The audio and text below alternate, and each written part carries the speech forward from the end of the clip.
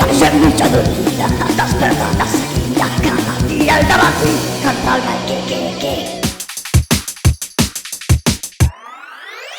Kiki Ràpid, el podcast del Kikiriki.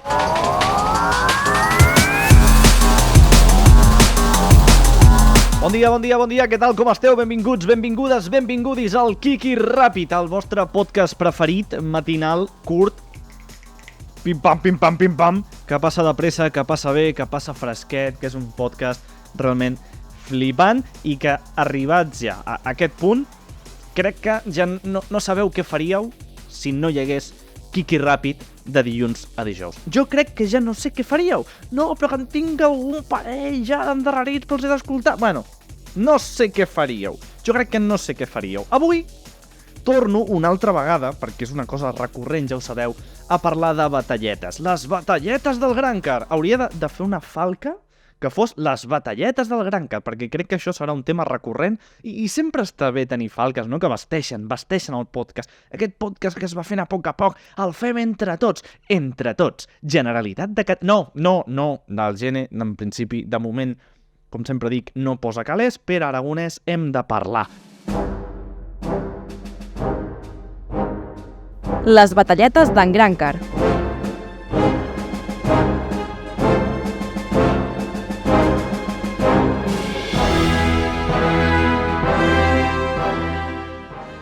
Avui, entre les batalletes que vinc a explicar-vos, vinc a parlar-vos d'una cosa... Són merdes que tinc jo al cap, putes merdes. Jo, de petit, ja vaig ser un nen que ben aviat va començar a jugar en videoconsoles a casa, que als anys 90, que és quan jo vaig ser nen, després vas ser nena? No. Quan jo vaig ser petit, vaig tenir consola a casa, la Super Nintendo, que és una cosa que es començava a democratitzar, a popularitzar, que tothom tingués una videoconsola a casa, però que encara no era tan habitual com ara. Total, que jo vaig ser una Super Nintendo, jo vaig ser un nen de Nintendo, i Nintendo fins avui, fins al final dels meus dies, o fins al final dels dies de Nintendo, no sabem què arribarà abans. Ja ho veurem. Total, que jo tenia la Super Nintendo i després vaig passar a la Nintendo 64 i després va venir la GameCube, etc, fins a arribar a la Switch, que si estàs escoltant això quan la Switch ja és una videoconsola super antiga, hola, què fas escoltant un podcast del 2024?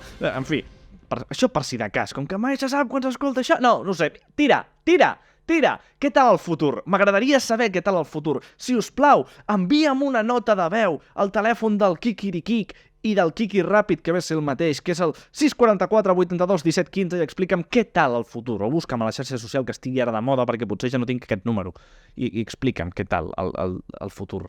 Jo ja ho sabré, però em faria gràcia. És igual, que jo vaig ser un nen de Nintendo, i de Nintendo m'he quedat ja per sempre. Què vinc a dir amb això? Que Nintendo destacar pel Super Mario, pel Donkey Kong, pel Mario Kart, The Legend of Zelda, pel Kirby, però no ha destacat mai especialment pels jocs de futbol. Pensa parlar de futbol? No m'agrada el futbol! El futbol és una merda! No vinc a parlar de futbol, tranquil·litzis! Calma i molta tranquil·litat. No vinc a parlar de futbol, vinc a parlar de merdes. El futbol és una merda! Doncs ja ho tens, hòstia! Ja ho tens! Merdes. Vinc a parlar d'això perquè jo, com a nen futboler que era, i que segueixo sent, nen sobretot, he estat...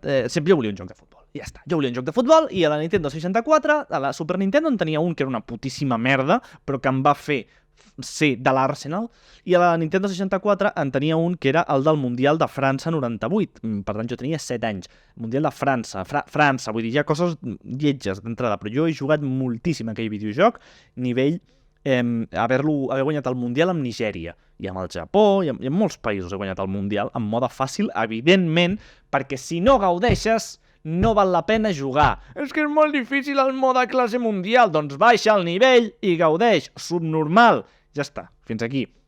Total, que jo he jugat molt a aquest joc, de fet recordo que deia seria molt guai que els gràfics fossin més realistes i els jugadors semblessin molt més de veritat, però mira el Roberto Carlos com s'assembla, i em deien, és impossible, és molt difícil. Doncs toma, 2024 a la teva puta cara, pixant-se a la teva puta cara. És igual, jo venia a explicar una altra cosa.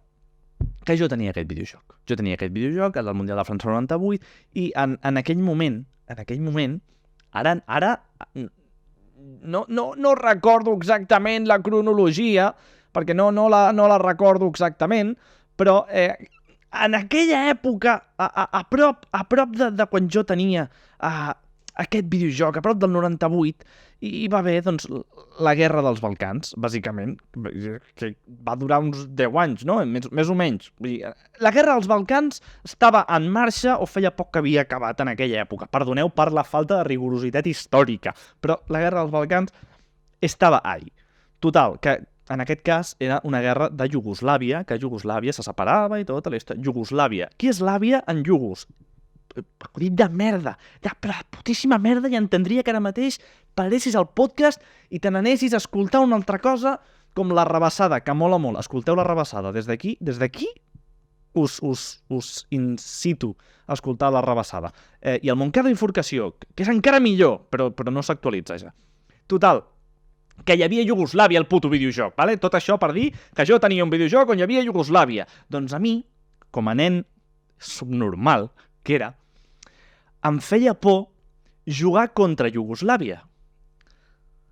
Perquè deia, i si els iugoslaus s'enteren per internet? Jo no tenia clar el que era internet. Jo de nen era com un boomer ara, saps? Vull dir, molt tonto. I si els iugoslaus per internet s'enteren que he guanyat a la selecció de Iugoslàvia en aquest videojoc que tinc a casa meva i que no fa mal a ningú i em posen una bomba? Doncs em feia por jugar contra Iugoslàvia per això. I tota aquesta volta que he explicat, bàsicament, era per explicar-vos això. Hi ha una cosa molt semblant, en paral·lel a això. Jo de petit, a més de jugar a videojocs, també tenia molta imaginació i una cosa que feia era imaginar-me, dibuixar i escriure competicions de futbol. Jo inventava una competició de futbol del que fos.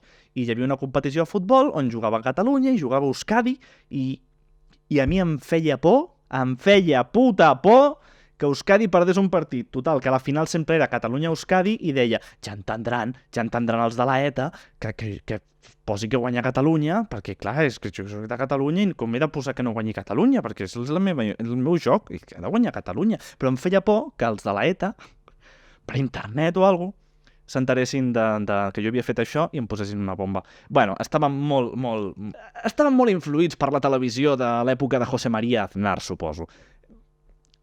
Era un nen al que li feia por que li posessin bombes als iugoslaus i als etarres.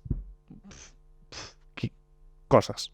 Escolteu més Kiki Ràpid si voleu més històries com aquesta i veieu, us convido a venir a veure el Kikirikik en directe el divendres a partir de les 8 del matí. Quin divendres? Tots els divendres! A Twitch. twitch.tv/grancarles. És fàcil. El Kikirikik, que és com la mare del Kiki Ràpid, que mola molt més, que és en directe, que hi ha xat, que s'hi pot participar, que la gent diu coses, que podem recuperar tots aquests temes i com locos aquí parlant. I si no, doncs ja ho sabeu, que podeu també enviar un missatge de veu per WhatsApp o de text, el que vulgueu, al 644 82 17 15. 644 82 17 15. Agafa paper i boli i ara apunta. 6, 4, 4, sí, això, 6, 4, 4, molt bé, vale? Sí, ho tens, Vale.